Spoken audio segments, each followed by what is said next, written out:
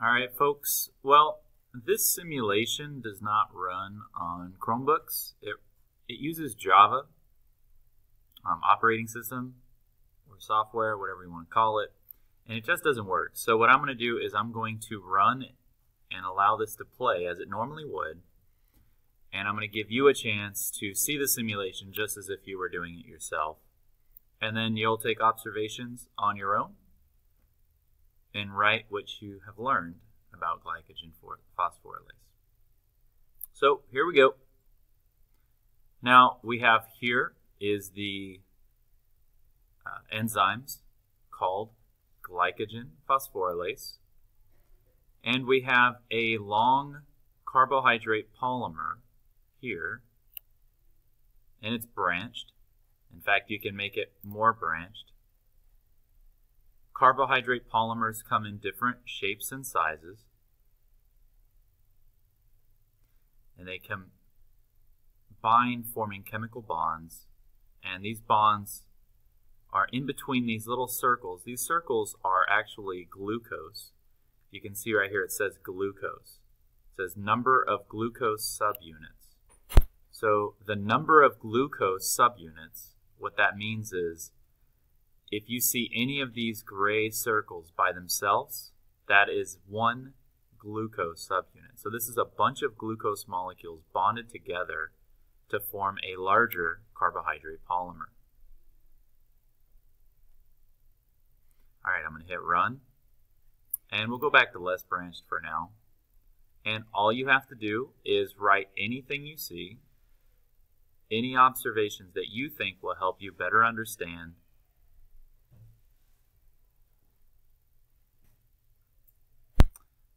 again. So any observations that you get, up to 7, you need to have up to 7.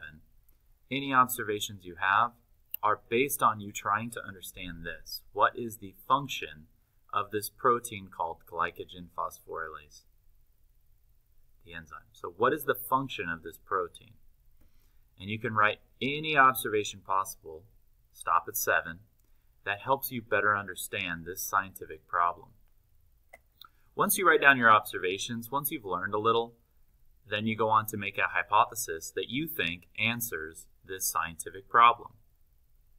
So you write a hypothesis of what you think is the function of glycogen phosphorylase. You write it right here. And then below in the model, you're going to create a great model with labels and symbols and a key and showing action, a before and after, or a process. And you do it here so that you can tell me what your statement of understanding is. Your statement of understanding will be a drawn model down here that explains what you think the protein enzyme called glycogen phosphorylase does, what you think its function is. So let's look at the simulation. Let's learn about glycogen phosphorylase. So just to be clear, this is the enzyme glycogen phosphorylase. This overall thing is called a carbohydrate polymer because it's a very large molecule structure. It has a repeating molecular structure that's very large, so we call it a polymer, and it's a carbohydrate polymer. And then each individual molecule is glucose molecules, so many single glucose molecules bonded together. So as you look at this, you can write down anything already that you observe and see, just to get a couple observations. You could describe what the glucose looks like. You could describe what the overall carbohydrate looks like. You could describe how many enzymes there are. You could describe how many glucose molecules are bonded together here. You could describe many things you already see, and you would already end up with a few observations. Let's run it now, and you can get some observations based on what you see. Here we go.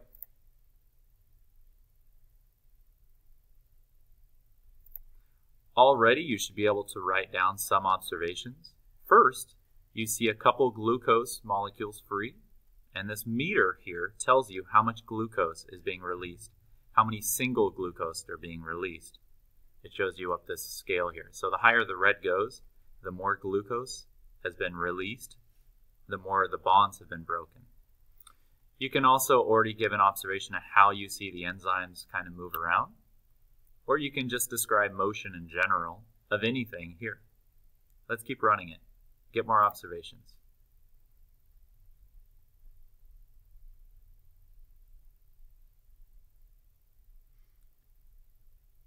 At this point, you could describe what might be occurring, what you see occurring when the glucose bonds are broken.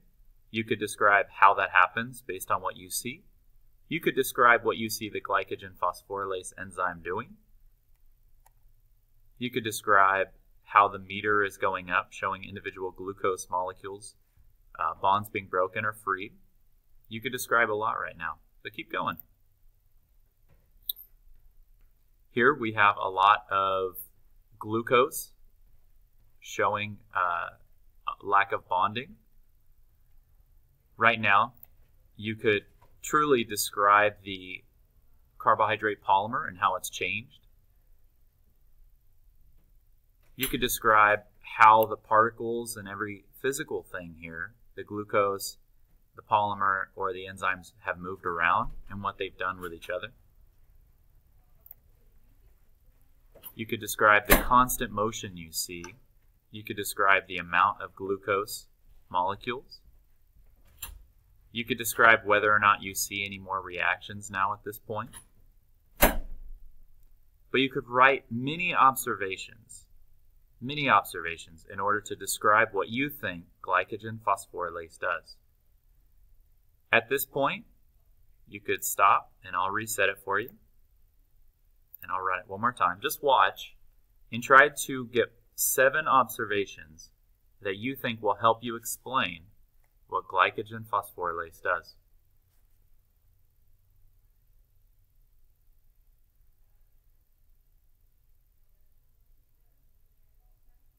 Any observations are good observations if they help you describe or explain how glycogen phosphorylase does things, what its function is,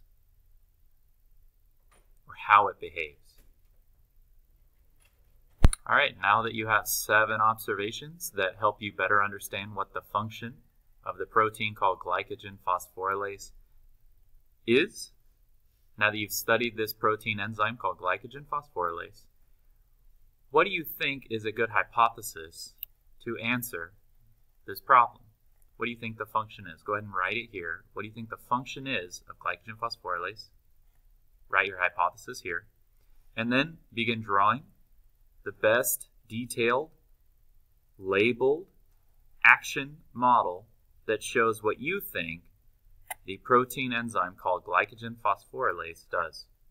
And that'll be your statement of understanding. Good luck.